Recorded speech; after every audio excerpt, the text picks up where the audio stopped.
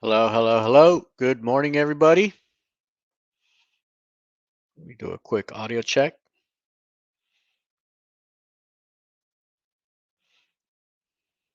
Give me 1 second as I check my audio.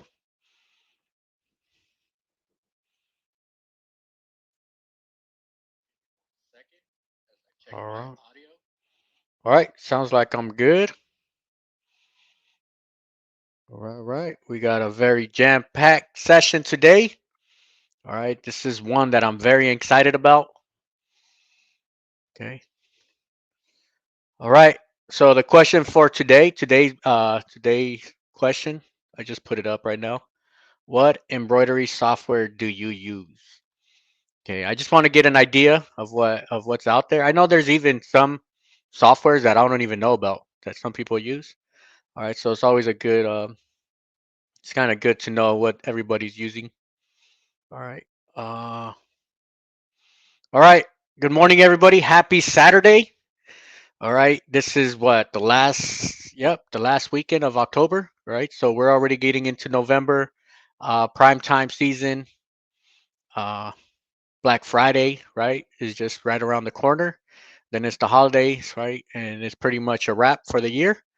All right. We probably got what, like 8 more weeks, right, till the end of the year. So, I mean, the year is just going by fast.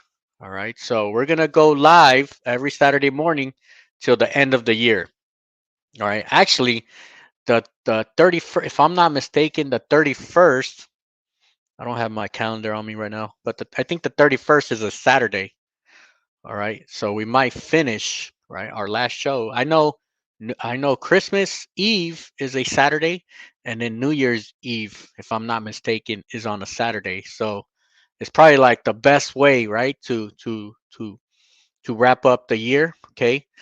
Today, right, today's topic is a very, very big topic, and really, like when I thought about the title, right, learn how to digitize in 2 hours, right? If I was on the other side, okay, kind of seeing this title, I would think that it's kind of like it's probably not possible to teach somebody how to digitize in 2 hours, okay? But as I was digitizing, okay, specifically this logo here that we see here, all right, as I was digitizing this logo here, I had like a moment of clarity, like everything kind of, because I'm always thinking of ways to present information, like what's the most efficient, what's the most clearest way to present information, how can I make embroidery as simple as possible.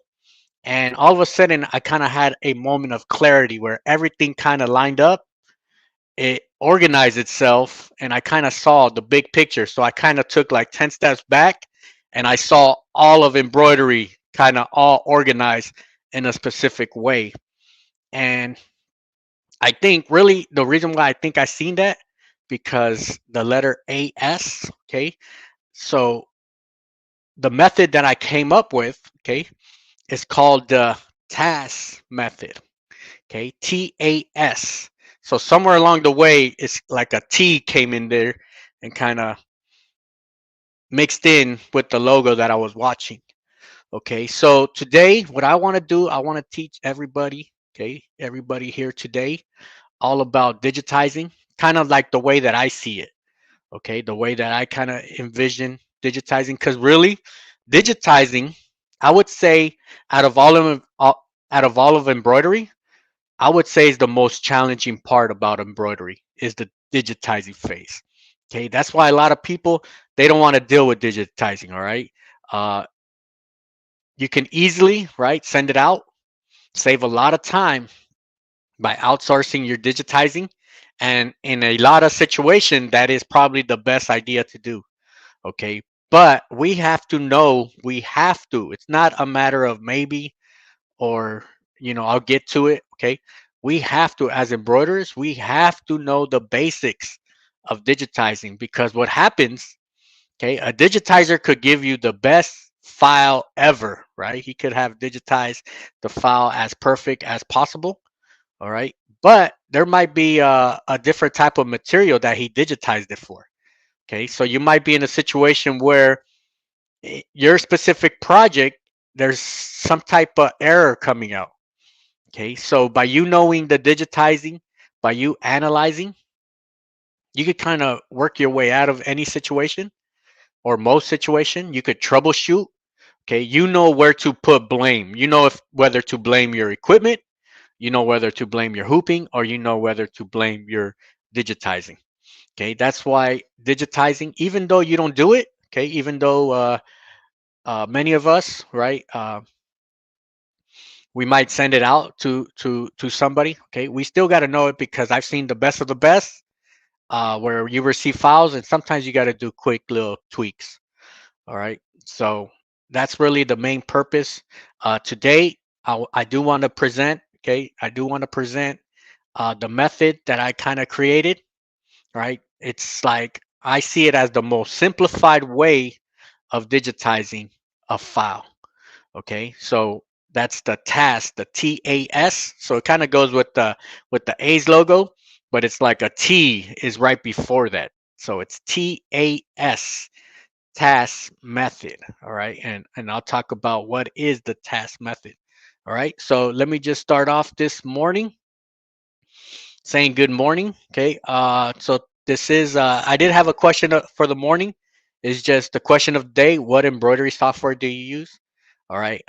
I do want to start getting into different types of embroidery software, so that way I could kind of gauge and see where I should lean first once I start kind of uh, moving away and start playing with other types of software.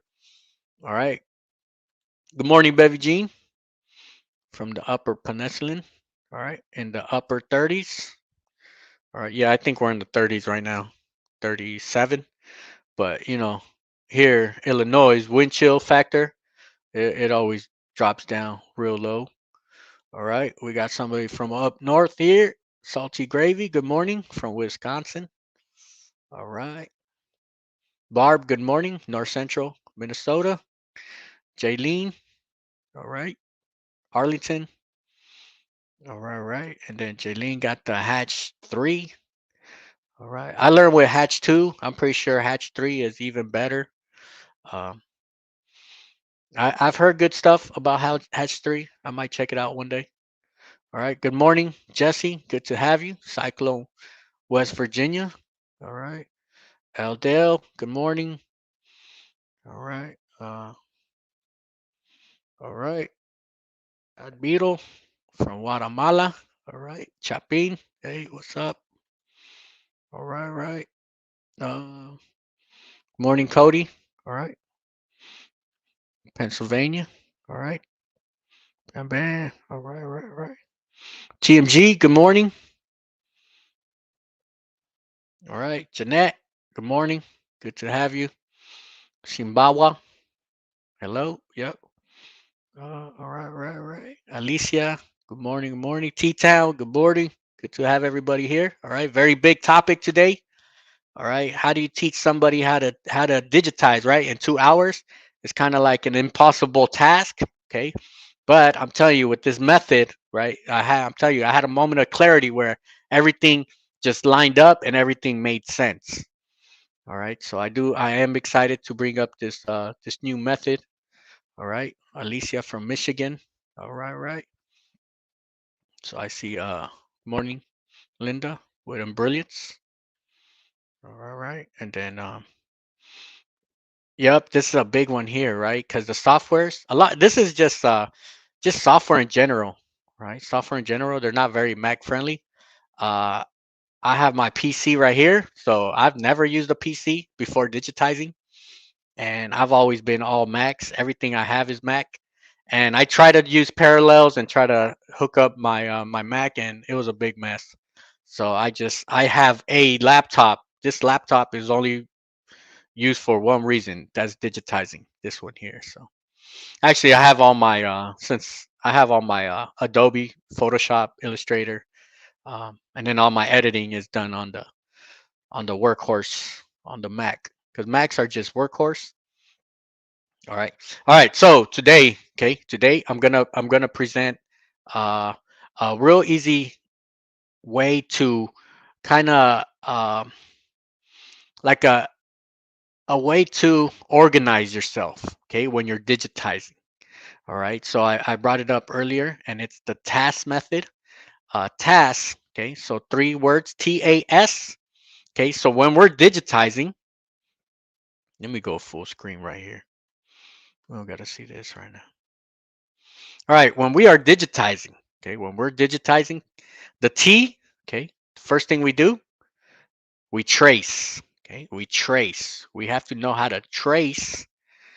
A stands for angles, so we gotta set our angles of our thread. Okay, and then S, the final one, is settings. Okay, so trace, angle, settings. All right, now in each category, right, each category, I could go into another 2 hours of each category. All right, today I want to keep it very simple. All right, we're gonna keep it very simple. I think my logo here is a perfect logo to kind of go over the task method. All right, so trace, angle, settings. All right, now let's go into the software right here. All right, I do want to start with the most basic. Okay, of course it's always the alphabet. All right, the alphabet. I think everything is based off the alphabet. Okay, if you master text, you pretty much got digitizing. Okay, because everything is really based off these concepts here. All right, so this is kind of like the way I taught myself, is by just breaking up text. Okay, really, when we're looking, let's start with the most basic letter. Okay, the most basic letter is the letter I. Okay, really, when you see it, you only see one shape. Okay, you see one shape. And let me go ahead, let me break these pieces apart. Break apart, break apart. All right, so I just put it on its individual. All right, so as you can see here, it's one shape. Okay, one shape. When we talk about one shape, that is called an object. All right, so one shape, its own shape, is one object. And then we come here right next to it. Let's see what's the letter right next to it. It's the letter H here. So you can see here the letter H, it has 3 objects. All right, so it has 2 letter I's, and then it has the horizontal bar, okay, the bridge in between. Okay, so if you can digitize the letter I, most likely you can digitize the letter H. All right. So really, when we're talking about the tracing phase, all right, and I'm gonna kind of go over the different types of tracing there is. All right. This one here is as easy as can be, right? And then when we say the angles, okay, when I'm talking about the angles, we want to know at what angle is our thread. All right. So the angles of the thread, that's really what the customer sees, or that's what the final product is. Okay. It's thread in a specific angle. And sometimes if you put the angles in an incorrect slant, it's obvious. Okay. It's obvious. It's like the eyes, our eyes and our brains, they're trained to see everything symmetric, everything perfectly aligned. So we like to see perfect 90 degrees. We like to see east and west, north and south. So here, my letter I, as you can see, okay, this is perfectly 180 or 0 degrees.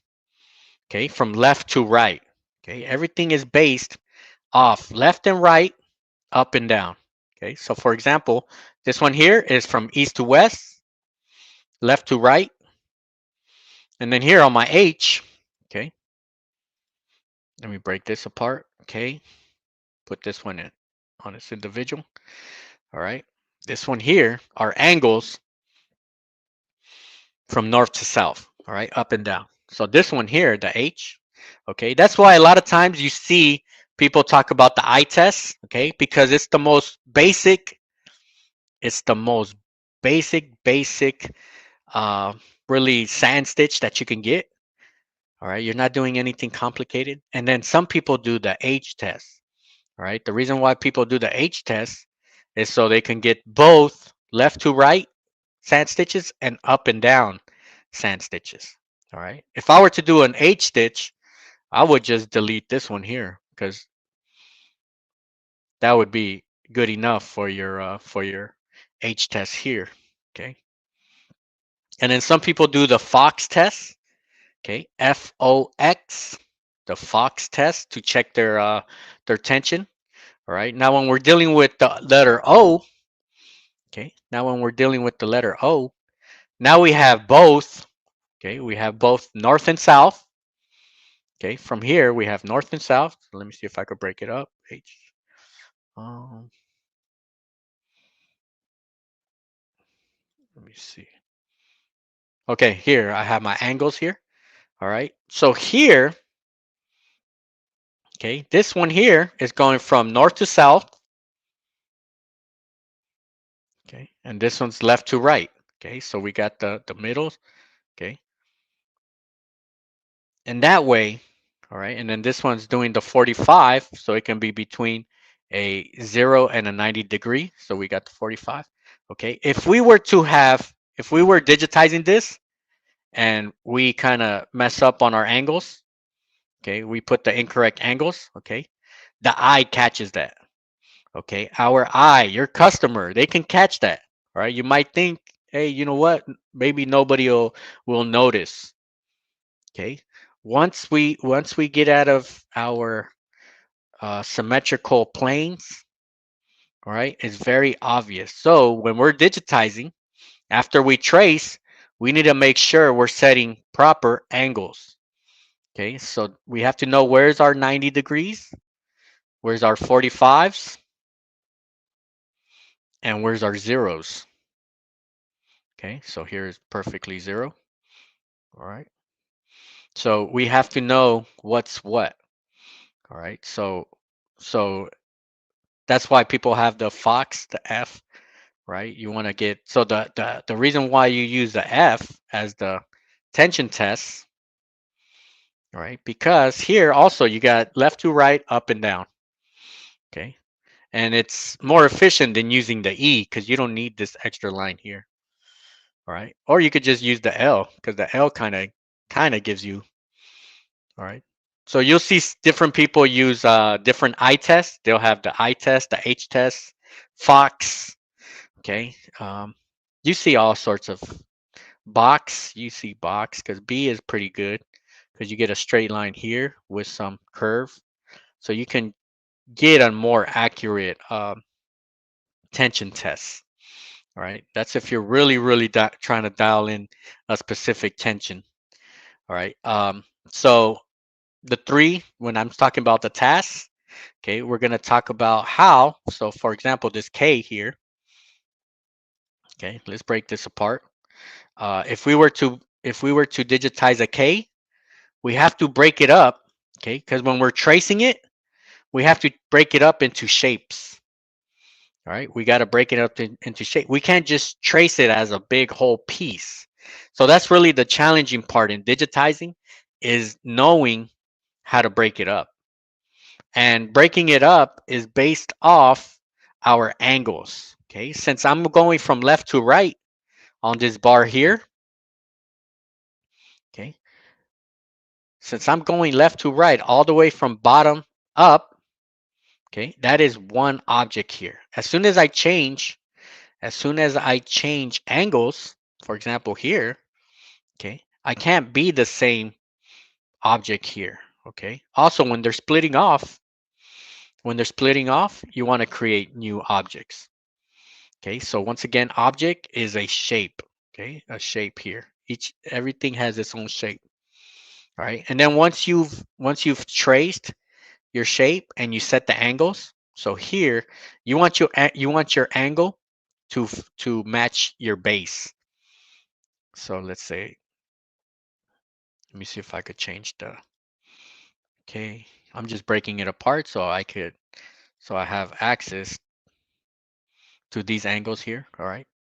So here, if you were to do something crazy, like change the angles like this, like your eye would catch that, okay? So the eye doesn't like any irregular angles, okay? It wants nice left to right, 0 degrees angles, okay? And then, right, so same thing here, all right? It wants to follow that left and right. So when we're digitizing, we got to make sure, okay? And then you can put the nodes, the little dots here that tells you, all right? And H, so when you're tracing, okay, everything needs to be squared, right? Of course, depending on the design, all right? Because a lot of times we're not doing the actual designing, we're tracing the design, right? So we want to make sure whatever file we're receiving, it's at least designed by a good graphic designer. Okay. Or in some situations, you are the graphic designer. So you want to make sure you're following the graphic design rules. That way, when you bring it into the software, everything is pretty symmetrical and makes sense. All right. All right. So now, okay, so we talked about the trace, the angles, and then the third one is the settings.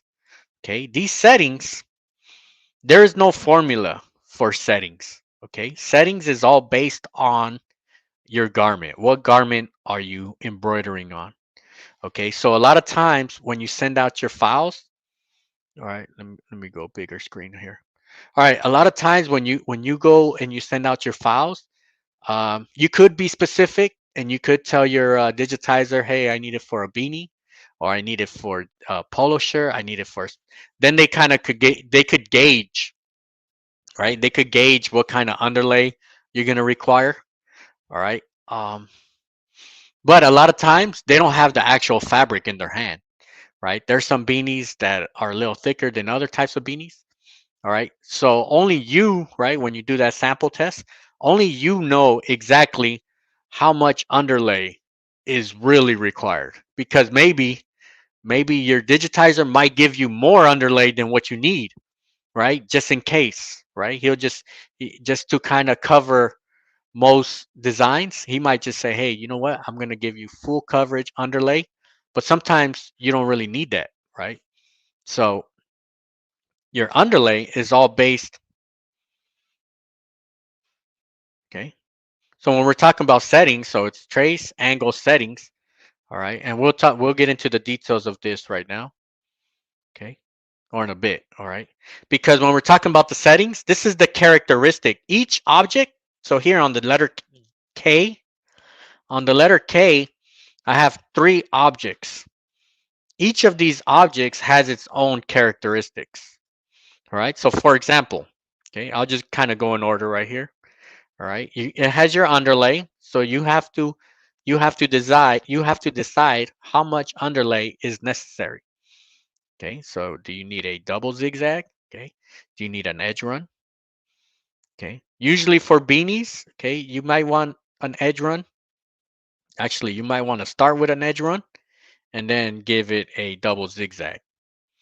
Okay, now if you're doing, since they're all since these 3 objects are one letter, like one full design, then you want to do all the underlay similar or the same.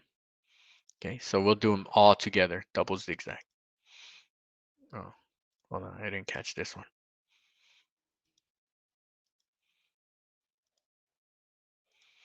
All right, so you do want to match, right? Because you don't want one part of the design, right, more dense than the other one. Okay, so that's kind of how you want to choose your underlay. Okay, your underlay is all based off what's your the garment you're doing, right? And then pool comp, right? Pool comp, you could always add pool compensation. Okay, that's always can be a tricky one. All right, and then a big setting, right, is where are you going to start? Where are you going to end? Every object So this box here, every object that you click on will always have a starting point and a end point. All right. So when we put H, okay, so here, since I broke it up, it kind of went out of order here. Okay, but it had me starting up here, finishing down here, right? Which wouldn't make sense. You would want to start. You can start anywhere, but you would want to end to connect to the next leg. All right. So that's another characteristic. When we're talking about settings, we need to know where does your object start, where does your object end. Okay. Especially when we have connections. Okay. So here we have connections, and something very important that I really want to emphasize. Anytime you have any type of intersection or objects connecting each other. So here we have one going from left to right. This one is going left to right too to kind of blend in with this, right? But we have two objects here. Anytime you have two objects coming together, you have to have an overlap. Somebody has to be on top, somebody has to be on the bottom. All right. So when you're digitizing, you got to decide. Sometimes it's obvious who's on top, who's on bottom. Okay. But there are certain designs where you don't really know. Okay. You don't really know what's on top, what's on the bottom. You have to make that decision as a digitizer. Okay. And usually your digitizer is making that decision, but there's sometimes where you might want to be specific and tell your digitizer, hey, I want this portion to be on the top side of this design. Okay. Here it probably wouldn't matter too much. Okay. But there are designs that kind of look weird if a certain piece of the design is underneath a specific object. Okay. All right. So that's why you see here all our letters here, you see overlap, because if we don't overlap, right, we'll have gapping in between the letters. So a lot of times you'll see people with gapping in their files or in their final stitches, and most likely there wasn't enough uh, overlap on the files. Okay, so we're always thinking, when you're moving from one object to the next, we're always thinking of overlap. Okay, here, this L, we don't need overlap because this was all done in one object. Okay, so it's mostly when we have two objects coming together. All right, so for example, the letter E, okay, the letter E, we have this portion, right? And a lot of times so the angles on this part of the E is going from north to south. And then all of a sudden it connects to stitches that are going from left to right, east to west. Okay. So we know, okay, this is usually where you see disruption. Okay. So last week I called it critical areas, critical points. These are critical points here that you kind of got to analyze here. Okay. So usually at critical points is locations that we have to add overlaps. So here on the F, so everywhere you see where our stitches are moving from one angle to the next. Okay, so on this G, you see a little minor overlap here. All right, so all our letters here. So the N, right, we have overlap.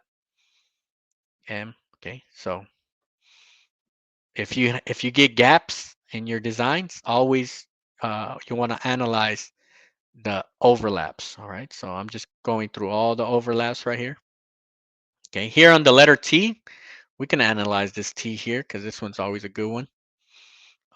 This T here, H, if you notice, right, if I put a straight line here, okay, it's this line here is not perfectly lined up.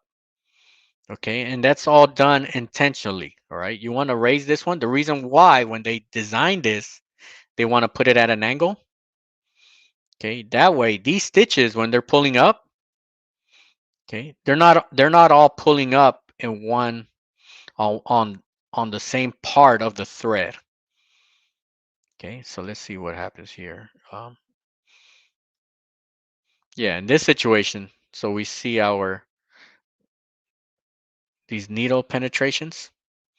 Okay, if we don't angle it up, it would kind of open up this gap here. Okay. Probably not too severe, but there are designs where if you're going from, okay, so this letter T is a good example because the letter T, we have a design. We have this one here going from north to south, and then this one here, right when it connects, it's going from east to west. So these stitches here could start pulling up and gapping this thread that's lining up here. Okay, so sometimes you'll see a digitizer. Okay, they'll angle out.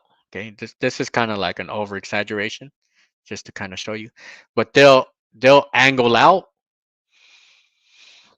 just so these needle penetrations here, okay, doesn't just snag on one thread. Okay, here it's kind of snagging on different multiple thread here. Okay, that's kind of like an extreme case that I pulled it up. All right, letter U, all one piece, right? All one piece. There's you don't have to worry about overlapping or right. V, okay, we have an overlap here. Okay, letter V. Let me see when they digitize this. Okay, these are just your software ones. So this is three pieces here. Okay, when you break the V up, all right, this is block letter 2 also, by the way. Okay, so your most basic, uh, everybody pretty much has block letter as a software in their software. All right, so since we have three objects combined, okay, we definitely need to have uh, overlaps here. Okay, now the final product, right? When the normal person just sees the final product, they don't know that there was overlaps and there was gapping, or there was overlaps, there was underlay. They don't know everything that's happening down below underneath. Okay, it's like a city underneath the stitches. Everybody just sees the nice sand stitches that are laying nice and clean, right? But us as digitizers, we kind of know that, hey, there had to be an overlap here. There had to be a certain underlay there. Okay. All right. So I did want to start with these letters just to kind of give you an idea, right? Before I get into the logo that I'm gonna digitize. All right. Let me see if I got any questions right here. All right. Let's see. All right. We're doing good with time. All right. All right. Appreciate that, Jeanette. Give the thumbs up. Yep. Let YouTube know that we are in the house. All right. All right. What I do want to do, I want to make an announcement before we get into the actual digitizing portion. Okay. All right. Joe, appreciate that. Became a new YouTube member. All right. All right. Let me make my announcement here. All right. Um, First of all, I want to thank everybody for showing up. All right, this is a very good topic. I love embroidery. I would be doing embroidery, right? It's not like something I have to do. It's not like a task, and I wake up and I'm like, because I'm doing embroidery whether it's live or on my own, right? I'm gonna be doing embroidery. So to me, this is nothing. All right, this is actually fun to me. Some people like to go out and play sports, right? This is like my thing right here, right? To do embroidery. All right. I do want to thank everybody for showing up, right? Today being Saturday, I know we all have 1,000 things to do. So for you being here this morning, all right, means a lot to me. Okay. Um, there is three ways to kind of, because I always get the question of, how can I support the channel, right? Do you have any links to kind of support and all that? Okay, there is three ways to support the channel. All right, the first way, which is the easiest free way to support the channel, all right, is of course being here today, or if you're on the replay, all right, if you can hit the like, okay, hit the like button. It lets YouTube know, right, that the class, we are here in session, class is going on, and we are good to go. Okay.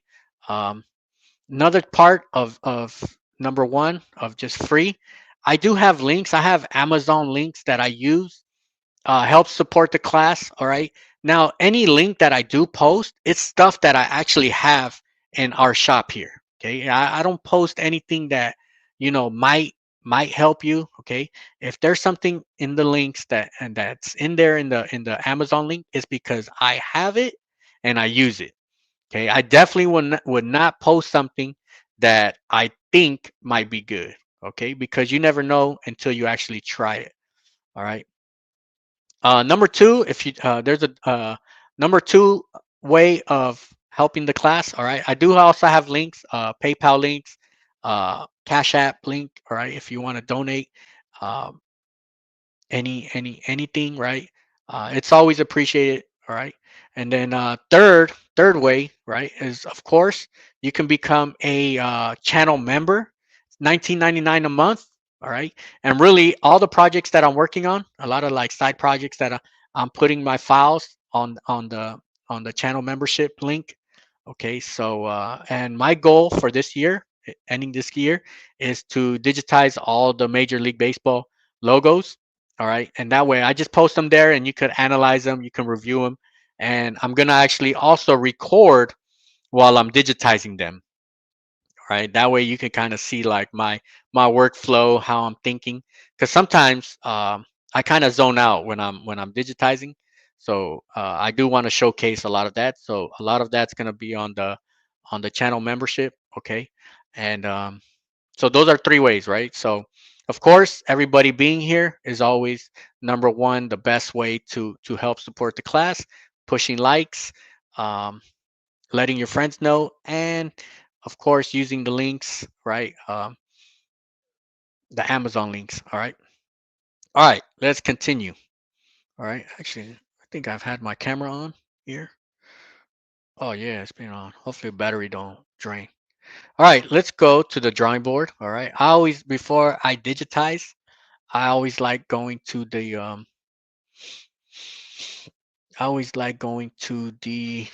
drawing board here. All right, looks like our coloring, our lighting is good here. You grab a pen. All right, so today we are going to analyze the Oakland A's. All right. Actually, I was on the T-ball super back in the day. I was on the T-ball team A's. I was trying to find the picture where I'm in my uniform with the A's, but I couldn't find it. So that's for another day. But here, okay, the A's. So we're talking about our method, tasks, the task method. All right. So first thing we want to do is trace. Oops. All right. So when we trace, we're not just going to trace like copying the trace, right? We're not just, we have to strategically trace. All right. So when we trace, we have to strategically, and we have to break it up in pieces. All right. We're going to have to break these up. All right. And a lot of this, you can either draw it out or you could just mentally break it like in your head. Right. Okay. So actually, you can't really see it too good, but I have this one here. Right. So I broke it up here. Right. So in print, right? In print, it's all green. But us as embroiderers, this is how we see. This is how we see the world. Okay, we see it broken up into pieces. All right. So now we got to decide in what order. So when we're tracing, this is the first part of tracing. Okay. Tracing is breaking up our pieces. So breaking up into pieces. All right. And really, when we break it into pieces, it's all based off angles. Okay. Reason why we don't include these two together, because they're writing on different angles. All right. So for example, this one here, okay, these are your major. Actually, I'm going to combine this whole leg together. Okay. So when you angle it, there's some angles that are obvious. All right. So we know there has to be an angle going down from this corner to that corner. Okay. They have to look like this. Okay. Same thing here on my leg. I know this angle has to be like this. Okay. Actually, yeah, you always want to match the base of your angle. Here, right? Your angle has to, and it has to right out like this. Okay. There's some angles that are given, and then you kind of work your way around it after that. Okay. Then you could add your angles. Okay. Here we know we're going from north to south. Okay. That's an obvious one. All right. Then here, so you're really brainstorming your angles.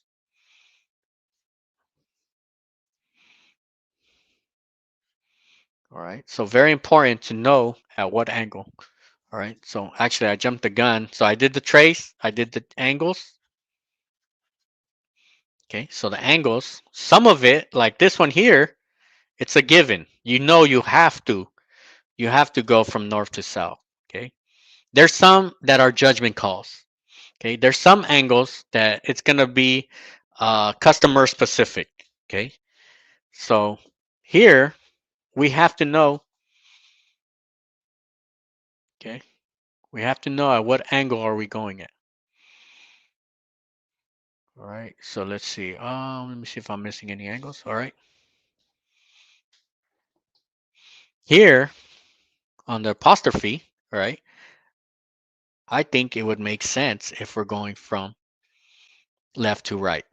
Okay. There might be somebody that said, hey, no, it would make more sense to go from top to bottom. Okay. So, but in this situation, okay, I think our angles would make more sense here. The letter S is always an interesting letter. Okay. Of course, you got to end your angle here. Ending has to match the ends of your S. All right. So these angles are already set. You can't change that. If you try to change it, you might alter the design. So these two are set. Okay. You know this one here is kind of like the belly of the S here. Okay. We know this angle has to be there. This angle has to be there. All right. Everything else is adjustable. Okay. These angles have to be those specific angles there. All right. All right. So, and then our setting is all based off what is our final product that we're stitching on. All right. All right. So I did want to bring that up before we get into the software. All right. So, all right. Let me turn off this camera here before. Oh no. All right. We're good with battery right there. All right. Got the light box. Trying to do a review on this light box. I think this is like the fifth or sixth week that I've had it, and I'm loving this light box right there. All right. All right. Let's see if we got. All right. We got a question here. Team G, what's your go-to underlay setting for small letters? Small letters just it has to be. Well, I don't want to say it has to because there's always um, situations, but small letters is just a straight center line, if that center line. 5 to 10. Okay, yeah, that's easy. Center runs. Once you get to 10 millimeters, you could probably start adding a zigzag, but yeah, 5. I'm going center. All right, all right. Bam, bam. And then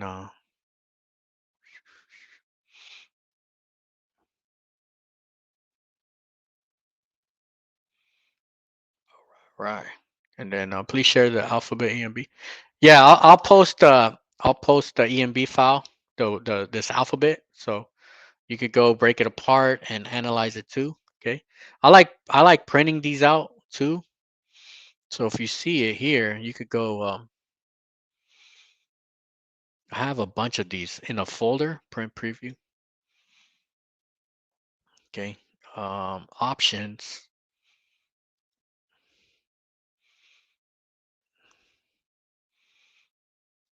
info, none, design, those stitches, bam, zoom, zoom to fit.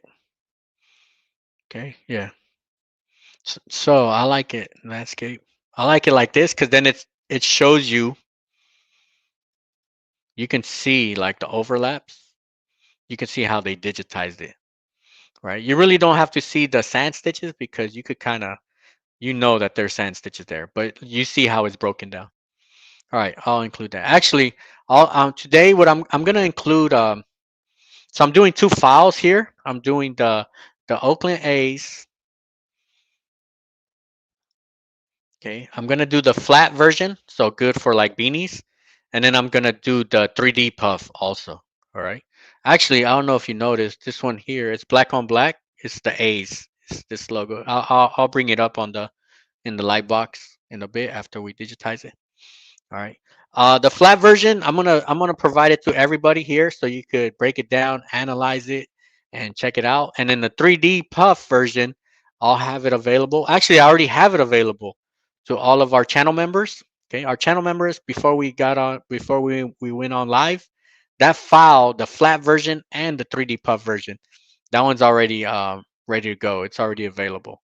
All right. But later today, I'm posting up the flat version. Okay, so I'll show you. I just stitched it out to for a beanie. It works for a beanie. All right, it's good to go. All right, right. Hold on, let me see. All right, and then Lamaine, Africa. I need to start embroidering. All right. Yep.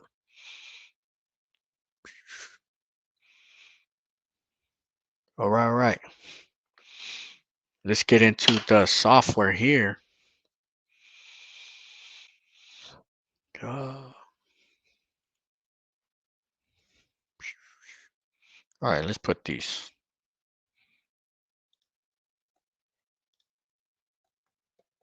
All right.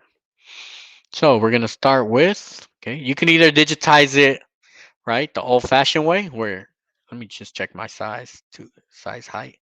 Okay, where you just you just bring it down a bit. Okay. So normally I would digitize it like this, just the logo like this, but to kind of, so you can have a visual, right, of how I broke it down. So I kind of broke it down in Illustrator just so you can have a visual. All right. And this is actually a good question. All right. Rob Jones, can I follow if even if I have Melco? Yes. So a lot of this concept, it's not software specific. Okay, it's not software specific. So I'm going to talk about the different tools that we use. Okay, and reasons why specific software is more expensive than others. Okay. So yeah, this is, you can use anything because the theory of digitizing, it's all the same no matter which software you're using. Okay, really the theory, the digitizing theory, all remains the same. Okay, so when we're talking about digitizing, okay, step number one. So we're using the task method, TAS, uh, trace, angle, settings. Okay, so the first thing we want to do is we want to trace. Now here, so if you look at my left-hand side, I really have three main tools. Okay, three main tools. I have these two also. Okay, uh, but these are like my go-to here. All right, a lot of softwares have these. They probably have similar names. Okay, you have your column A stitch. Okay, these are used to trace. Okay, so right now we're in the tracing phase. Okay, so column A, I'm gonna see if I use all three.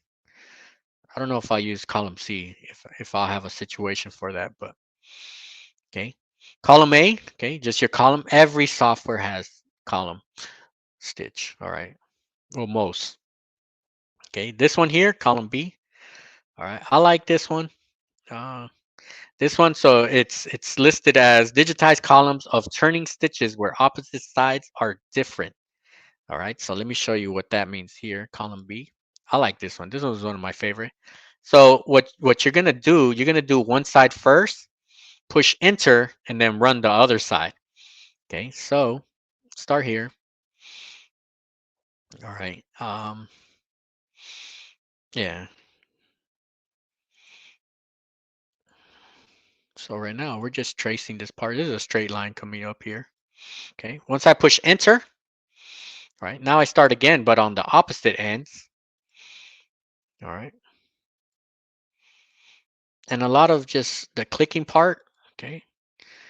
Um, like the more you just work on it, the faster you get, really. Okay. All right. So here, okay, let me remove my picture. So right here, my angles, right,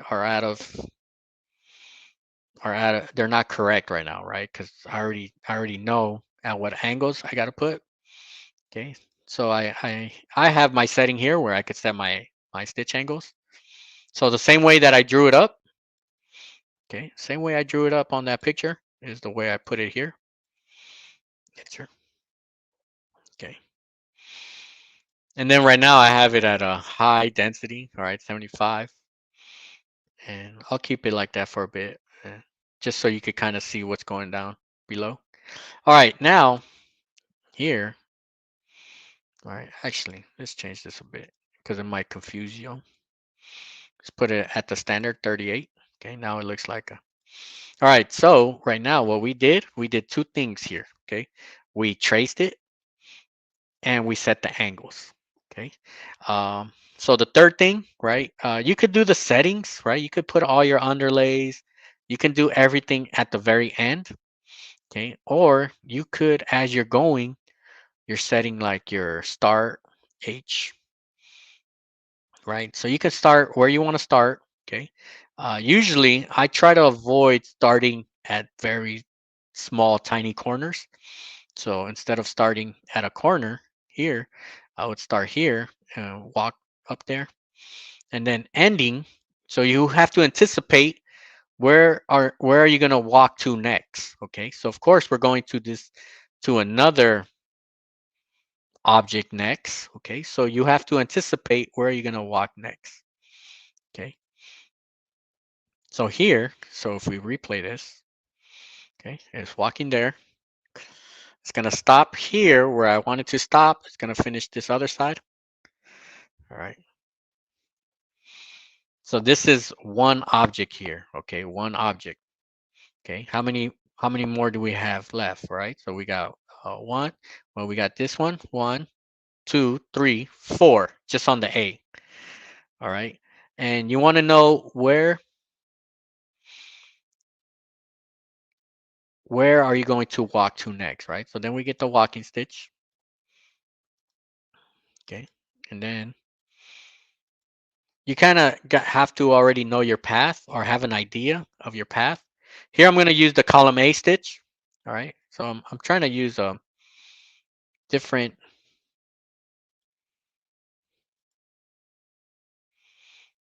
different tools because different softwares, right, have different tools. Okay. Here, as I'm clicking, it already set my angles for me. All right. So here, bam, same thing. All right. Push the reshape. Okay. Reshape. I want to start here where I ended on that line and end up here. All right. So right now, right, we have actually three objects that are touching each other. Okay, so we have to decide who's on top, who's on bottom, right? So by default, usually the bridge goes below. That's why I'm digitizing this one first. Okay, digitizing this one first, and then I'm gonna do these bars, right? These long. I'm gonna save these, and I want this big one for last. All right, I want everything to close up with this one. So here, Okay, so here I'm stopped. This crossbar tells me where my last stitch is. So I'm gonna walk up here and I'm gonna do this tail. All right, and now I'll use the column B here. Sometimes it's less thinking for me when I'm using the column B. Um,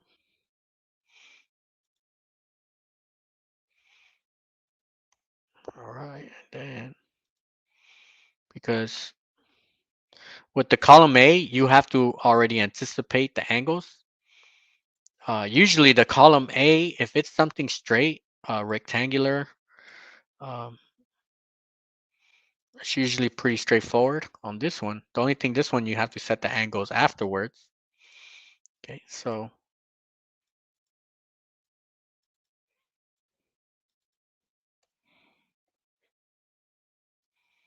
all right, let me just lock these.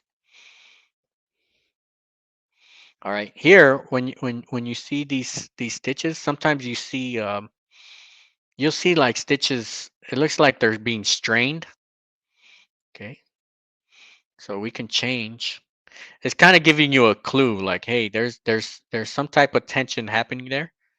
Okay, so just by that setting there, just by moving that angle, okay, I kind of remove some of that strain. Okay, now it removed everything. Just by lightly, okay, I just lightly adjusted those angles. Okay, now everything looks like it's pretty smooth. Okay, and I'm trying to match this angle when it kind of merges in. I'm trying to match that angle to the angle that I'm about to create right now. So now I'm gonna walk back down. Okay, this plus sign here tells me where that last stitch was. So I'm gonna walk down, and now I do this first bar, and here I could use the column A. Okay, and I want to dip down below a bit just so I don't gap. Okay, so here, okay, then I'm gonna go all the way up here, and usually when I'm doing this, I'm looking for a straight line. So my guide shows me a straight line, so I want to use that. Hold on, let me rewind a tad bit. Let me go right here, right before it cuts. Okay, then I bring it up. All right, and just bring it up a bit. Well, we could curve it. You could curve it. Okay, this is just what's gonna be underneath the main stitch.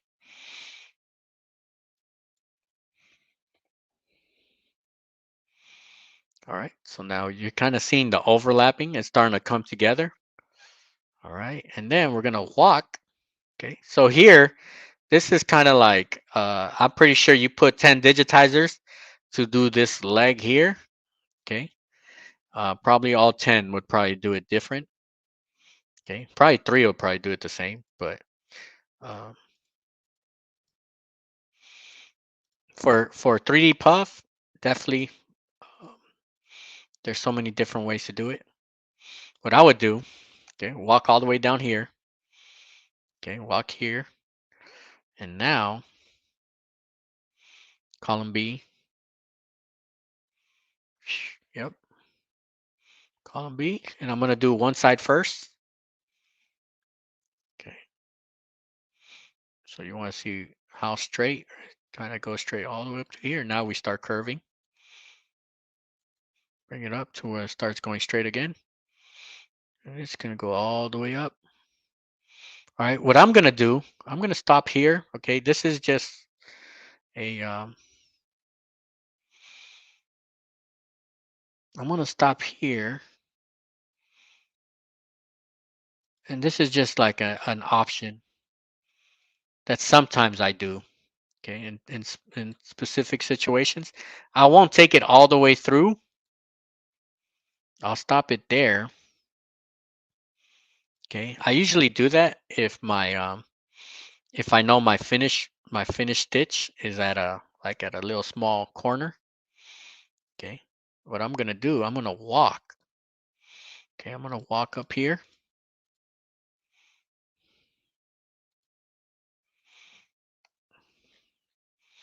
and finish out. So I don't finish at this little piece. Hold on, let me get into millimeters. So I don't finish, tie off, and cut off here, this little corner. Okay, I'll use this column A stitch. All right, the column A, you have to anticipate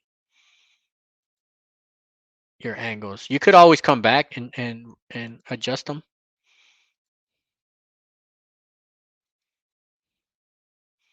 And here, I want to overlap here. All right, H, bring this up a bit.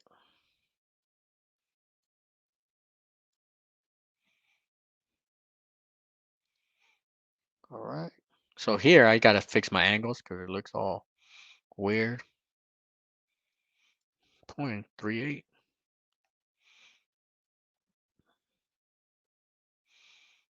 And then we set these angles. So I already know this has to go like this, right? There's certain angles that have to be a specific way or else it's gonna look kind of weird. Okay, so these are like my main angles that I want.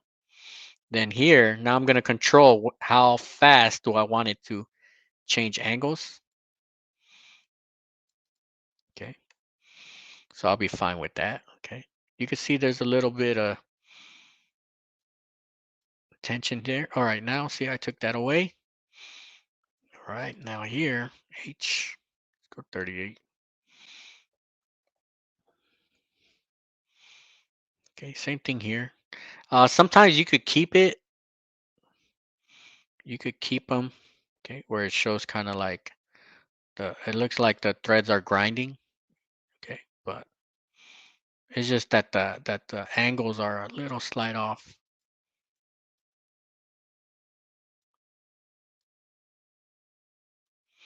All right, so that's fine right there. All right, let me see. Push I. Okay, one trim. So it looks like we've been doing all our walking and everything correctly. All right, so let's go ahead. Let's replay this, and then I'll look at All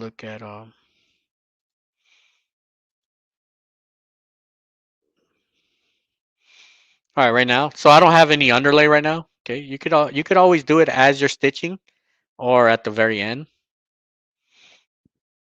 Or what you can do is just have a generic file without any specific underlay, and just label it no underlay, and then make another file with whatever specific underlay that you have. So usually, if I have a beanie file, I'll label a file according to what it's for. So if it's for a beanie, it would be called something like Oakland beanie or Oakland polo shirt, because I know that file was specifically created for a specific garment.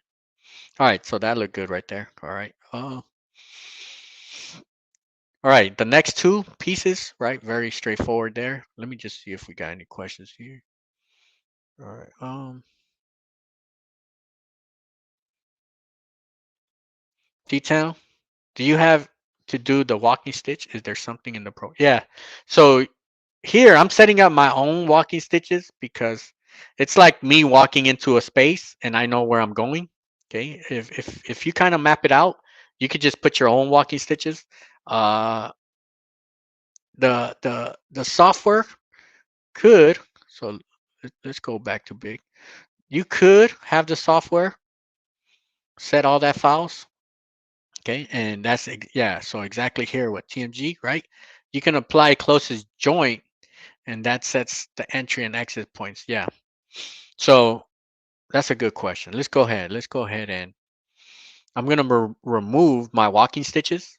Okay, let's remove. So I'm gonna select these walking stitches.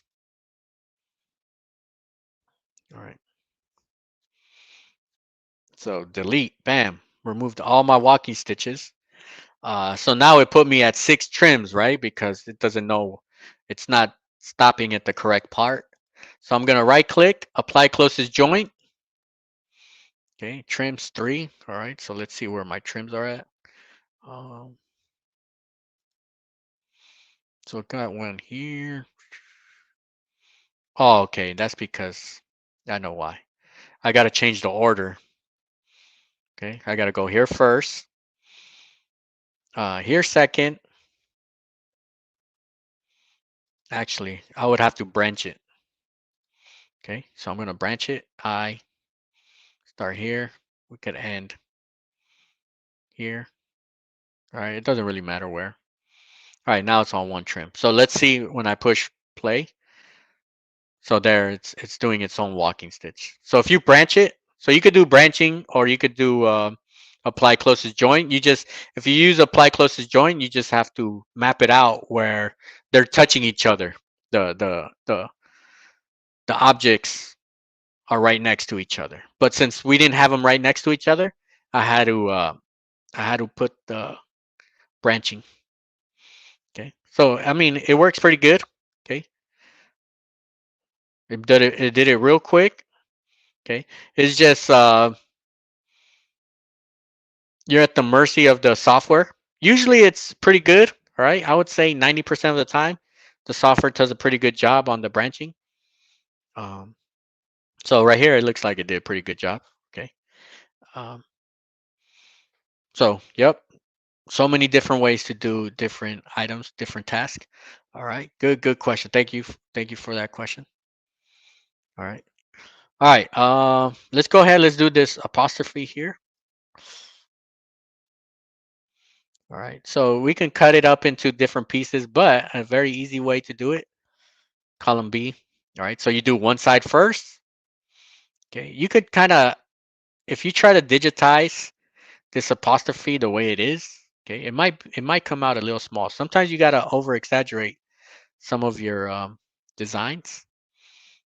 Okay, you gotta add an extra. Okay, which is not noticeable. It actually makes it look better. Okay, in certain situations. So in a situation like this where my angle just changed right away, okay, that's where I prefer the column B stitch. All right, and then while I'm doing this one, okay, let's talk about pricing for software, right? Software is very expensive, or it can be very expensive. There's very inexpensive ones. There's very expensive one. I would say the reason why software is expensive is because you have more features. For example, just tracing, right? Tracing, I have so many different ways to trace here. All right. So in a software like that, you expect to pay a whole lot more. Okay. As your price decreases, you lose a lot of the features of how to trace. So you might just have one or two ways to trace, and the more expensive you pay for, okay. If you're sending out your files, okay, I always recommend if you're sending out your files, and you just need to do basic, basic changes. Okay, you need to move a node here, a node there.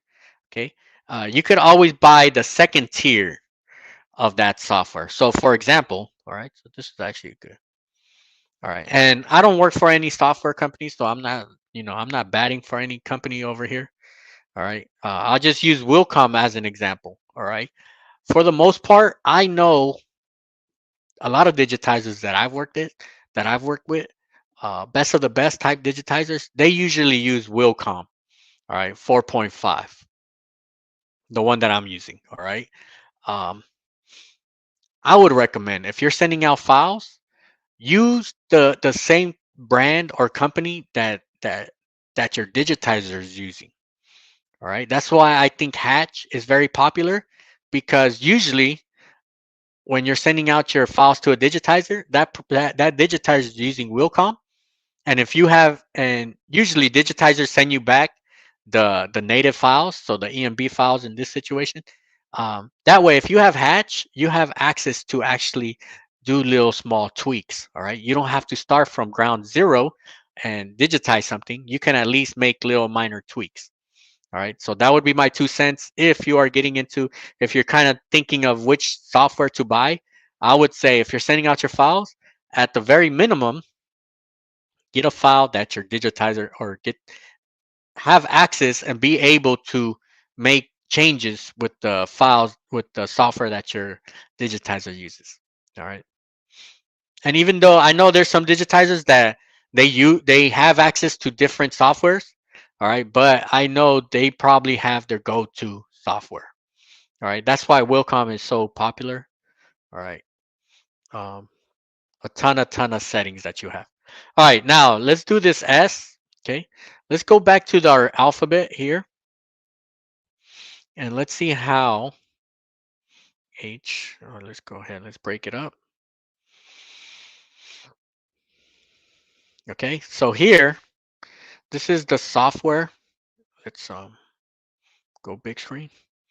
All right, this is the software. This is the way the software designed it.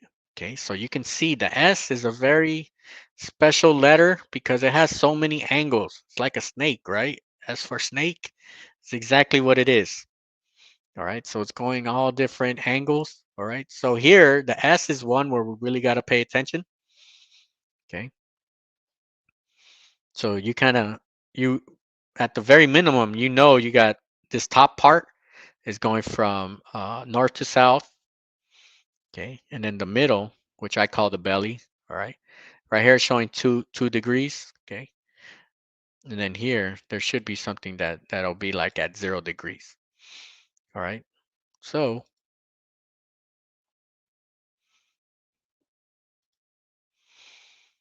all right, and then th skip hatch get will come. Yeah, I mean best case scenario. All right, best case scenario, you can always go straight to will come. All right, if it's possible. All right. Um, yeah, if you're gonna digitize, I would recommend Wilcom. If you're gonna send out your files, I would recommend uh, Hatch. All right, but there's other sides. I'm just mentioning these because that's really all that I know. Okay, but I do want to get into more software next year, coming in, starting next year. All right, let's go back to our design here. All right, so when we're doing this one, you could do the column A, okay, where you just set your angles. Okay, you could set your angles here, and then you could always go back and adjust. Okay, right now I'm just gonna do it quick and dirty.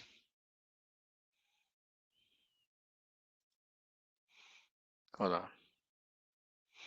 These on the S, they're usually straights. Okay, so you could do a quick and dirty one just to get your angles good to go.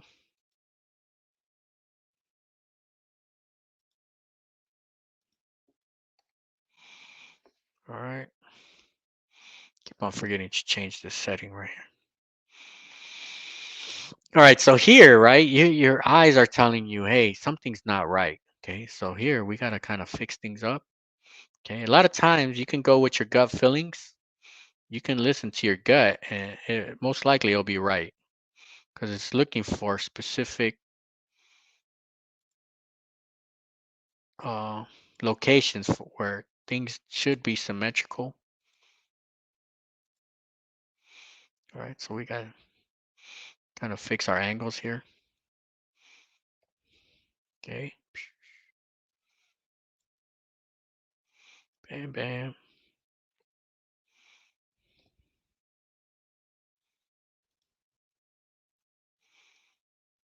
All right, bam.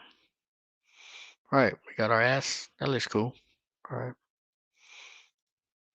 All right, so let me see. Bam, 3 trims. All right. So that's here, right? Now let's talk about, so we traced it, we set our angles, okay? Um, I would say, okay, let me put a question right now because I'm actually pretty curious right now. Okay, this is actually a pretty good question.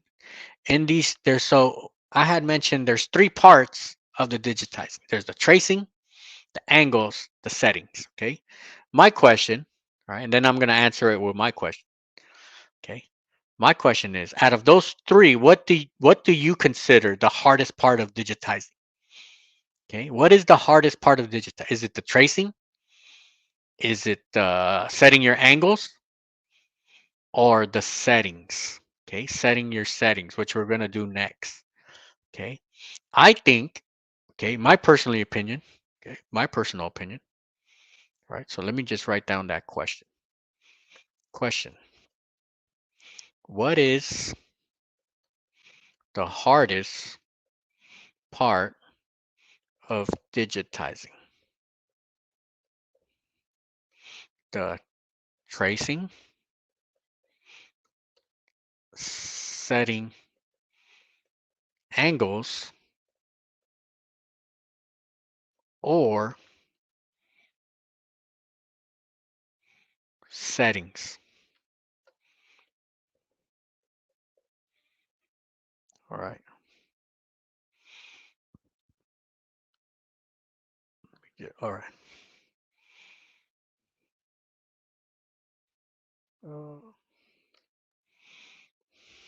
And then I'm going to tell you what I think right now, okay? Because I just thought about this. What is the hardest part of digitizing? Actually, two-part question. What is the easiest? What is the easiest?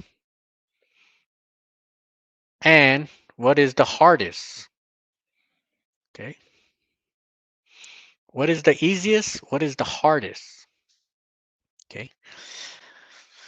Let me start with the easiest. Okay. The easiest, I think, is the tracing. Okay. Can be the easiest. If you break it apart, there's some designs that is pretty difficult to break apart. Like you don't know how to break a complicated design up. Like how should I? What's the most efficient way to break this up? Okay, but I would still say the tracing is maybe the easiest. Okay, doing the settings. Okay, doing the settings is definitely the hardest. Okay. Of course, this is an opinion, right? Everybody's gonna have their own opinion. If you have a go-to setting that you just use it, you use your quick you use your quick saved style already. All right. There's some settings you click on once, you set your settings and you're good to go. Like it takes you half a second. So I think if you have settings can be, but I'm gonna say for me, okay, just time wise, consuming wise, settings because sometimes you'll sample it out and that was not the correct setting. Like you have to kind of tweak it up. Okay, tracing angles, setting your angles, and setting your angles. I would say that if you're not careful when you set your angles, you could introduce needle breaks. Okay, because maybe you have an angle that's off, and when the needle is trying to do something crazy, right, it kind of gets out of alignment and it breaks. All right, so it looks like mostly everything is the tracing, right? Tracing is the easiest. All right, and then Bar said setting the angles. All right, setting the angles is easier than tracing.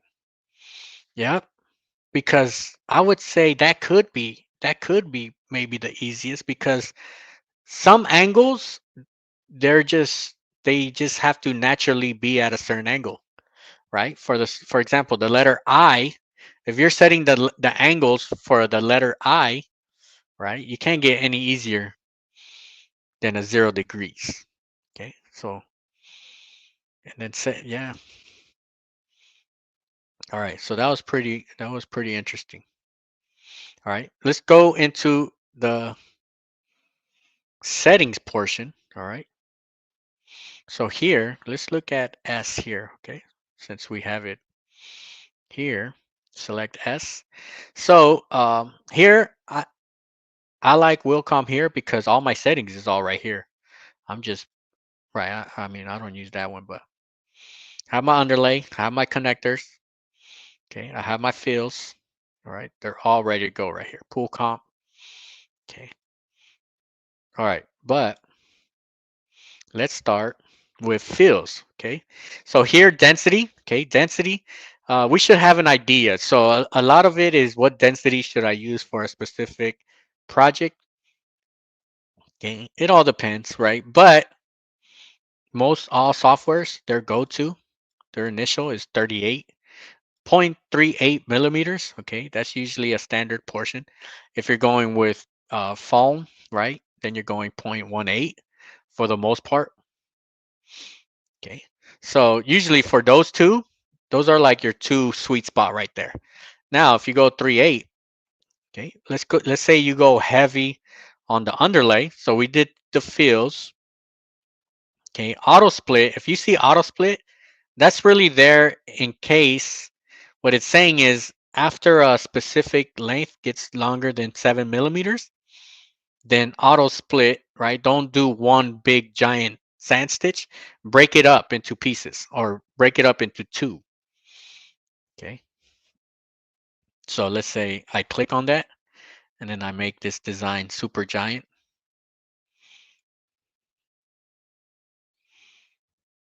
Right. So right here, you could see, right? It's not like one solid stitch.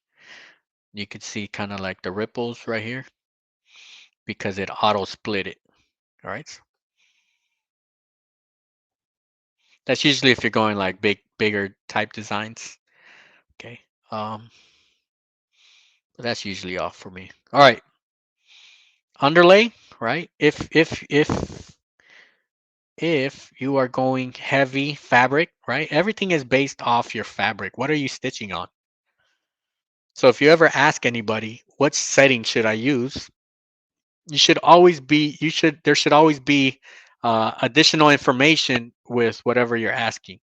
Okay. So if you're asking, what should my settings be on a sweater, right? Nobody's seeing that sweater, so you should at least have a picture or an idea. That's why sometimes it's hard to give just general information because nobody knows what you're holding in your hand, and nobody will know until you do a stitch out, right? Only the stitch out knows exactly what setting you need, right? But for the most part, right, we got an edge run.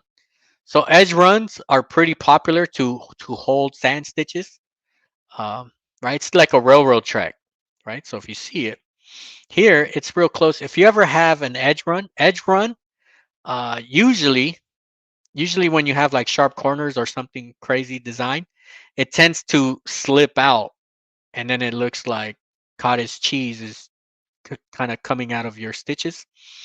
What I like to do, I like to bring in that edge run a little bit in. So I'm gonna over exaggerate and bring it in like this. All right, but you see how it came in now a bit? It's not riding so close to the ends. It's a little bit inward. All right, but you can see it looks like a railroad railroad tracks. Okay. So just think of railroad tracks, right? Why are railroad tracks so strong? Because you have that bottom part, right? Holding it up. All right. Same thing here. And then if you want to go, let's say you have gapping in your fabric, okay? Then now you want to introduce maybe some underlay, double zigzag, right? Very popular. So I think with beanie, this is kind of like a popular, okay? And usually once you have your go-to settings, I mean, that's what you're going with. All right. So I think a lot of times when you're starting out, settings, because sometimes settings is kind of hard to wrap your mind around it because density, right? They say to raise the density, but that means to lower in millimeters. All right. So sometimes it could be confusing, but the more you kind of practice it out, write down which settings work for you. That way, when you get a similar design, you're using the same settings. All right. So I think eventually settings, there's certain projects where settings, it's like a given, like you don't even really change it. All right. All right. And then we got a good question here. All right. TMG, what are your go-to settings for 3D Puff? All right. So definitely 3D Puff, we remove all settings. I like to run my own. So I would do my own walking stitch. all right, to hold down the foam. If you want to hold down your foam, right, you could you could always set your own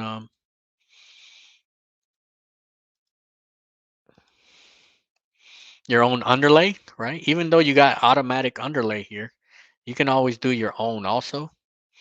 Okay, usually center runs are like your own. So I would do a walking stitch as a center run, and then spacing is just 1/8, and really that's really the only setting. I think 3D puff, just setting wise, is probably as basic as can be because you remove all your underlay, all right, or at the very minimum, you'll put a center run at the very minimum, okay, and then your fills is pretty much very small, 0.18, okay. I think where it gets more complicated, um, polo shirts, I think is the complicated one because there you got to find a very happy medium. Okay, you don't want it too low where, hold on, let me go big screen here. Okay, for polo shirts, you don't want it too low where you start seeing gapping and you can see the fabric behind your stitches. And you don't want it too high where you start introducing unnecessary puckering and your design starts getting heavy. Okay, so I think 3D puff, your settings is pretty straightforward. But for polos, okay, for beanies, usually I put a knockdown stitch on a beanie. Uh, so that kind of takes care of a good chunk of it. All right. But usually beanies, my go-to settings for beanies, edge run with a double zigzag and good to go. All right. All right. So we talked about tracing, setting your angles. Okay. Um, really, I would say also one of the most challenging part of digitizing is speed, working with speed. Because something you might do a good job, right? There's some jobs that you can knock out and do pretty good, but it took you a full day to do it. So I think the most challenging part of digitizing is it just being time consuming. Okay. And sometimes it's time consuming because it's the more experience you get, the quicker you are. So it's not that you're slow because you don't know how to digitize. It's just that you're slow because you haven't done that job yet. But once you do it, now you become faster and faster and faster and faster. Okay. Because I've seen people digitize like, right, just like they don't even think about it. All right. Most likely they've already done that design before in the past or something very similar. All right. So since I think speed, right, is kind of like the hardest part, I would say it's just a matter of practice, doing it over and over and over and over. Just setting yourself up with personal projects. Okay, whatever industry you're into, I would suggest as a pet project, just digitize all the logos and the industry that you're in, right? Because you never know who's gonna call you up one day and you're gonna tell them, "Hey, I'm ready to go. I've already digitized your logo 100 times." Okay, all right. So that's here. All right. So let me show you this. This is the one that I just stitched out. Okay. I'm gonna provide this one on the free download. Okay. So later today, as soon as we're done here, just give me like actually by the end of the day. All right, because I actually do have to take care of something um right after we're done here. Okay. By the end of today, um I'm gonna have this file. You can stitch it out.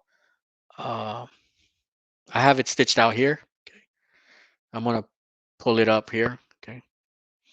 There's a couple things that I'm gonna change also. Well,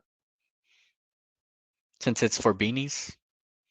All right. Let me make this screen bigger. Let me replay it. All right. So it's similar to what we just did. All right. Let's replay it, and then I want to kind of go over some stuff. All right. So right here.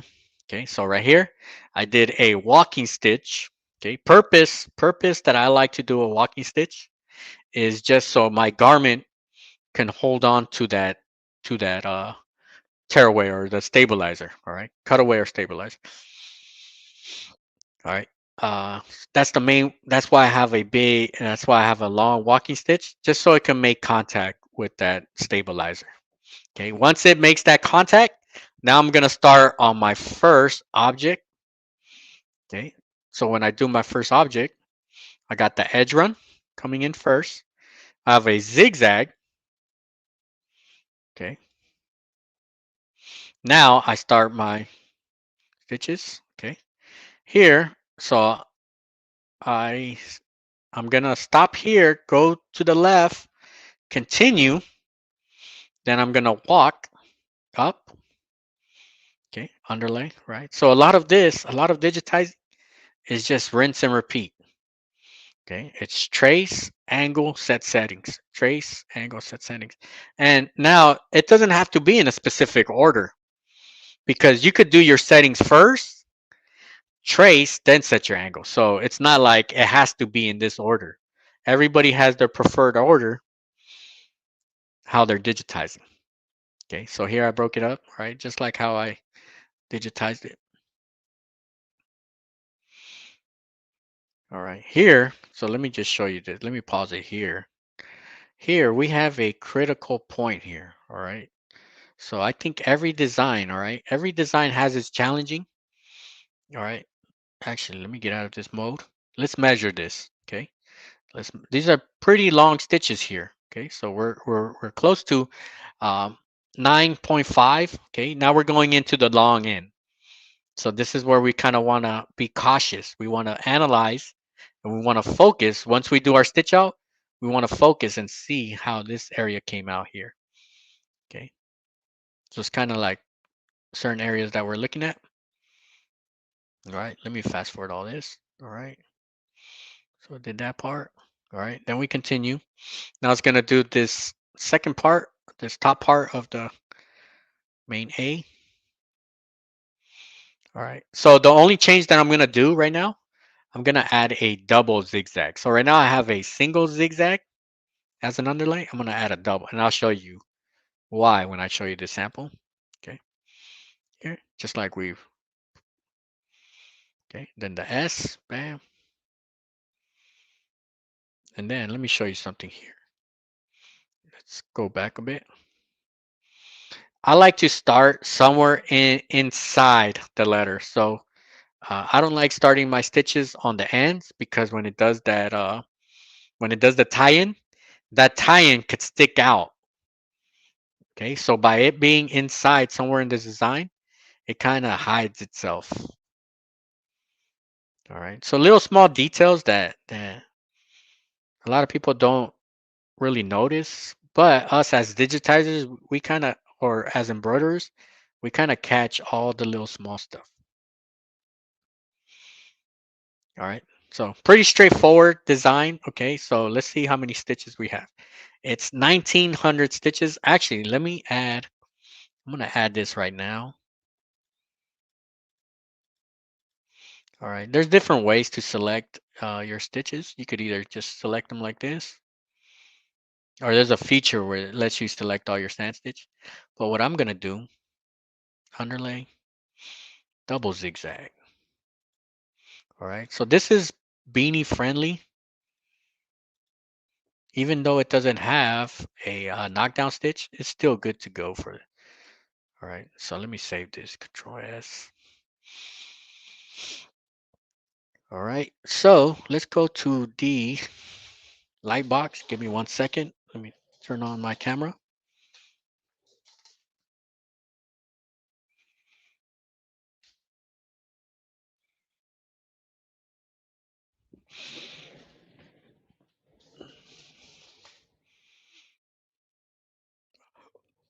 All right, so this is how we drew it up, right, on the drawing board.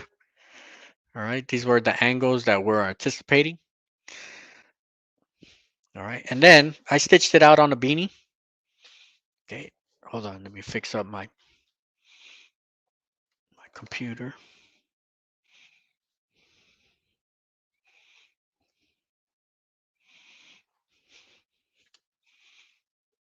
All right, let me zoom in. All right, so this is what the sampling, right? So I didn't include. Looks a little choppy right here. I didn't include a knockdown stitch. All right. So this here has a one single, so the underlay, it had the edge run with one single zigzag. All right. So it definitely needs that double zigzag. All right. As you can see here, I would actually recommend putting a knockdown because you could see kind of like the thread, right? This is pretty thick beanie right here. All right. I know it's kind of dark. You can't really see the beanie, the fabric too much. All right. But it's a very super fluff beanie. All right. But overall, okay, overall, okay.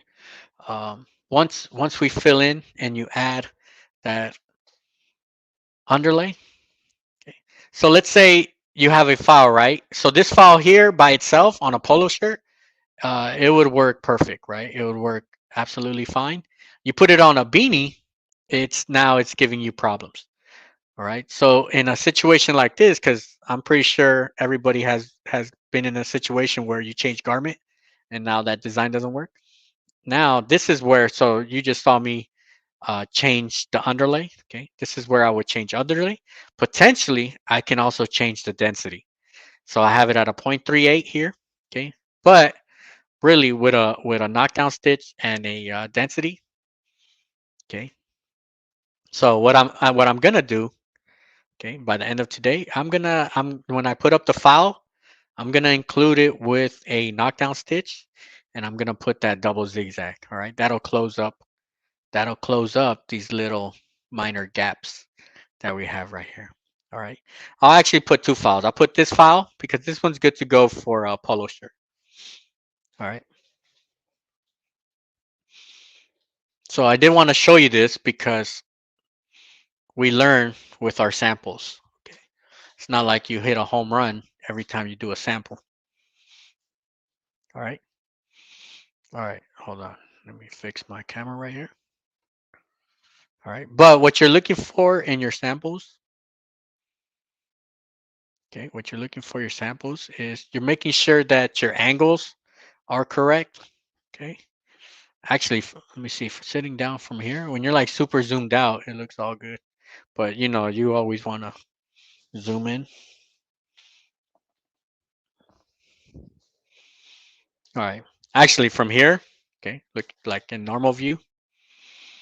All right. Because looking at from the camera with the super bright lights right there, those lights, right, it makes everything stand out.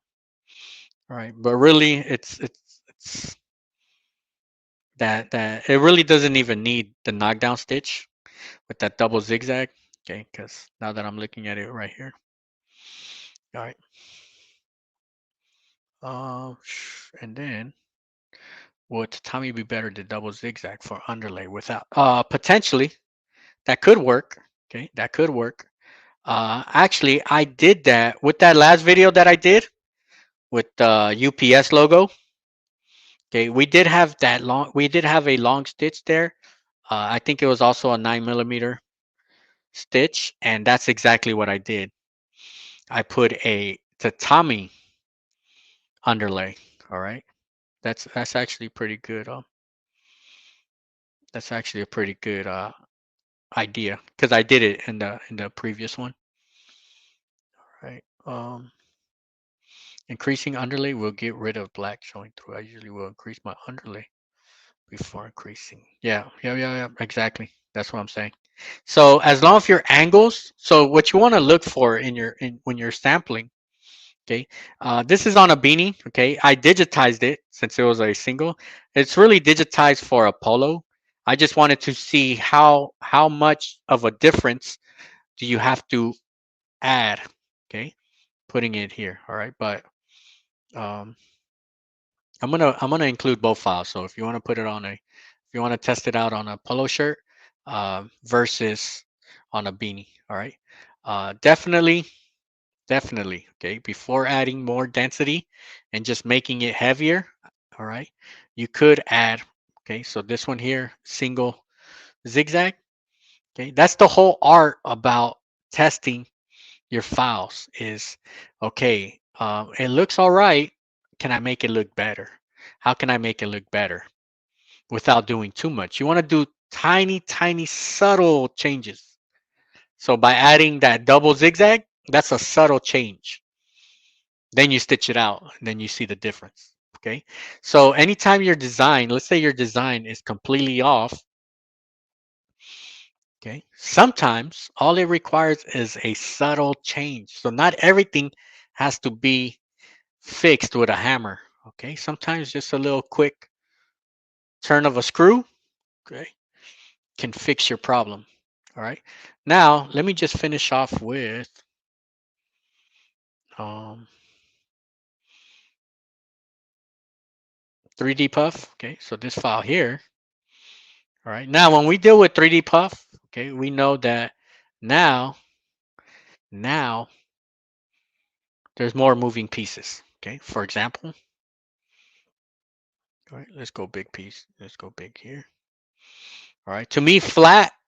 Once you understand digitizing, flat is like very straightforward, simple. Okay, simple, simple, simple. But here, once we get into 3D, now we have more moving pieces, right? We gotta locate our ends, our caps.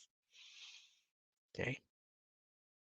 So here, there's some situation where you don't have to cap it, like if your design kind of tapers in, okay, where you don't have to have it, okay. But in some situations, you don't want it to taper in. So here, I didn't want it to taper in so much. I wanted it to kind of actually be pretty big up here, okay. Here, little minor, right? This is kind of like a capping, right? Like a makeshift capping, and then here the S's. All right. So now when we're dealing with, so let me go ahead, let me replay this real quick. All right. And then just as a reminder, for the channel members, this file is available for download. I loaded it before we started today, so you could test it out. But what I want to show you is the difference now. Here, let me show you here in this corner. To avoid this corner from opening up, okay, I add stitches here in the corner to kind of help the foam kind of open up, cut up. Then I made this piece into two pieces just to have this overlap. So with foam,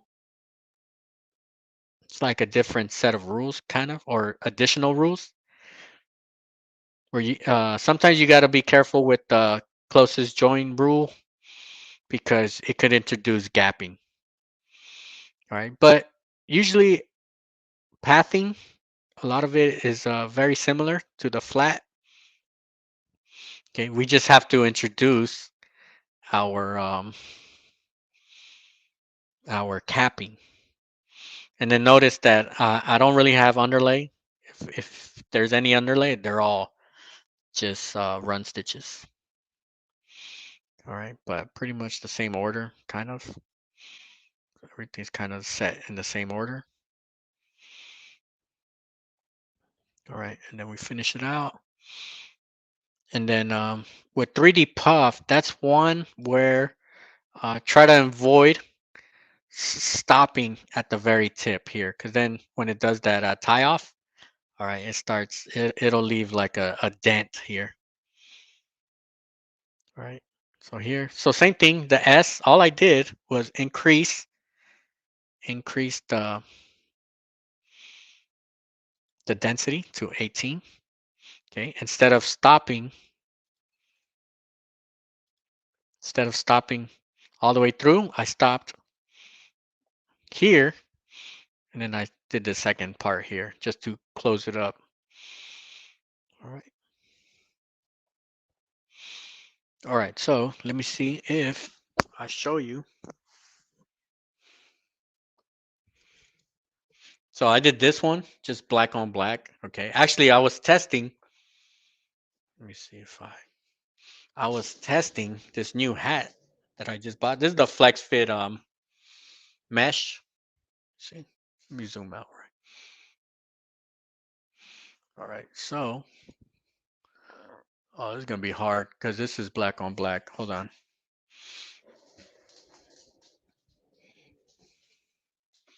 Yeah, this is hard to see right here. Black on black. What I'm gonna do, I'm gonna take a picture of it and then show because it's already super bright right here. Yeah, it's real dark right now, but it came out. Looks real clean, real fresh. All right. Actually, I want to take a picture of this one, but I'm testing out this hat. Here I have the black bobbins. So they were out of metallic bobbins, the white ones. Okay. So we're using the black metallic bobbins. All right. But I think and some designs, it'll actually make it look less like there's stuff behind the hat. Like it makes it look a little cleaner. So I like the fact that we just started using the black bobbins, but I think it kind of hides some of the stuff and it kind of blends it in with the hat. All right, I'm gonna draw a picture of that one.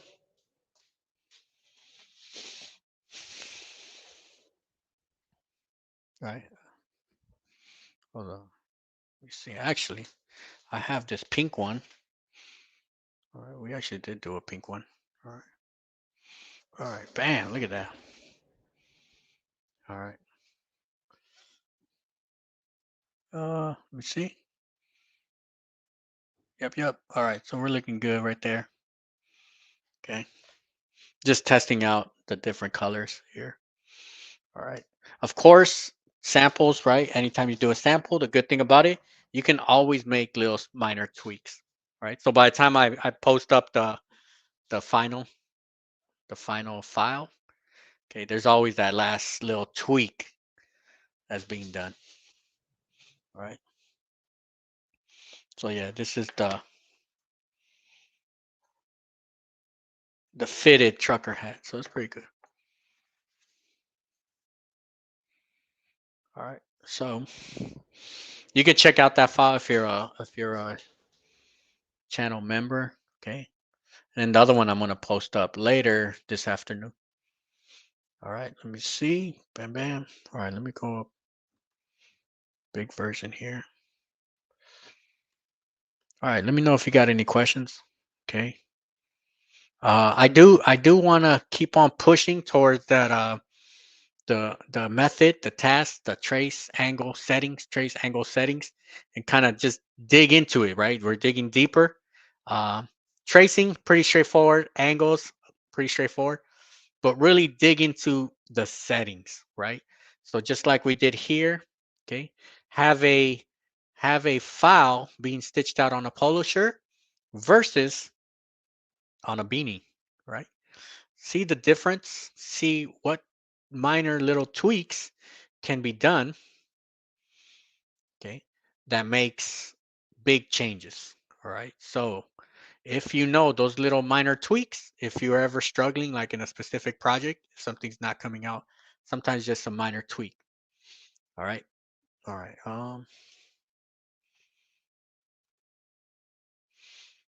TMG, what thread weight and needle do you use for 3D puff? I use 7511 titanium, right? For the most part, but also 8012, especially for specific designs like very detailed type designs. We might crank it up a bit with the 8012s. Um, a big difference is the foam that you use. Uh, Highly recommend to use the dense, the Ganol dense. Uh, it might be hard to get because it took us like a month for it to come in. Maybe like a month and a half for it to come in. So if you do buy it, make sure you get all different types of colors. All right. What thread? And then thread, definitely 40 weight. You have to use 40 weight. Um, Unless, I don't know, unless you have a specific reason for using 60 on foam, all right? I don't think I've ever done 60 on foam. Usually 60 is you saving it for the small stuff. But you could actually you could do foam and then do details like running stitches and stuff like that with a 60 on top of foam. So yeah, you can. All right. Trying to see if we got any questions here. All right. Uh, then we talked about the settings for the foam. All right. Yeah, yeah. Think we're good. Then Bevy Jean, appreciate that. Thank you again. Lots of reinforcement learning, but also lots of yeah, yeah. So a lot of this is just repetition over and over and over, right? Three main things, right? Three main things.